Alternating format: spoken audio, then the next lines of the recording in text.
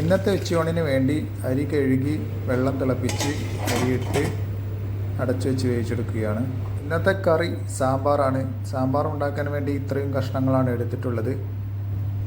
സാമ്പാർ ഉണ്ടാക്കാൻ വേണ്ടി പരിപ്പും 2 സവാളയും 1 തക്കാളിയും പച്ചമുളകും കറിക്ക് ആവശ്യത്തിനുള്ള വെള്ളവും ടർമറിക് പൗഡറും കുറച്ച് ഉപ്പും കൂടെ ചേർത്ത് പരിപ്പെല്ലാം വേവിച്ചെടുക്കണം. അടച്ചു വെച്ച് വേവിച്ചെടുക്കുകയാണ്. പരിപ്പ് വെന്തതിന് ശേഷം സാമ്പാർ കഷ്ണങ്ങളെല്ലാം ചേർത്ത് കൊടുക്കുക.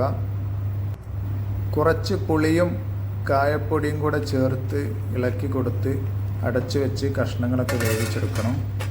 ഇനി ഫിഷ് ഫ്രൈക്കുള്ള മസാല തയ്യാറാക്കാം. ഇഞ്ചിയും വെളുത്തുള്ളിയും ടർമറിക് പൗഡറും മുളക് പൊടിയും കാശ്മീരി ചില്ലി പൗഡറും ഫിഷ് മസാലയും ആവശ്യത്തിനുള്ള ഉപ്പും കൂടെ ചേർത്ത് അരച്ചെടുക്കണം. അരച്ചെടുത്ത മസാല കഴുകി വൃത്തിയാക്കിയ മീനിൽ തേച്ച് പിടിപ്പിച്ച് വെച്ചിട്ടുണ്ട്. ഒരു അരമണിക്കൂർ കഴിഞ്ഞിട്ട് പൊരിച്ചെടുക്കുക.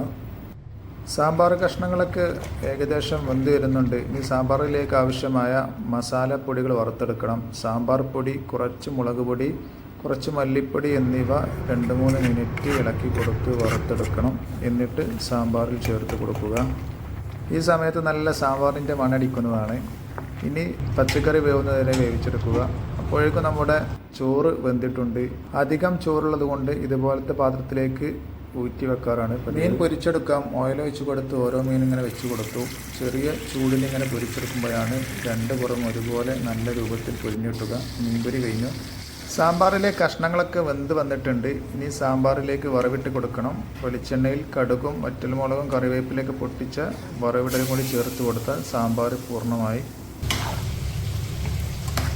അപ്പോൾ നല്ല അടിപൊളി കുറുകിയ സാമ്പാർ റെഡി ആയിട്ടുണ്ട്. ഇനി കുറച്ച് കൊണ്ടാട്ടമുളക് കൂടെ പൊരിച്ചെടുക്കുക. ചോറിൻ്റെ കൂടെ ചെറിയ എരിവുണ്ടെങ്കിൽ നല്ല ടേസ്റ്റാണല്ലോ.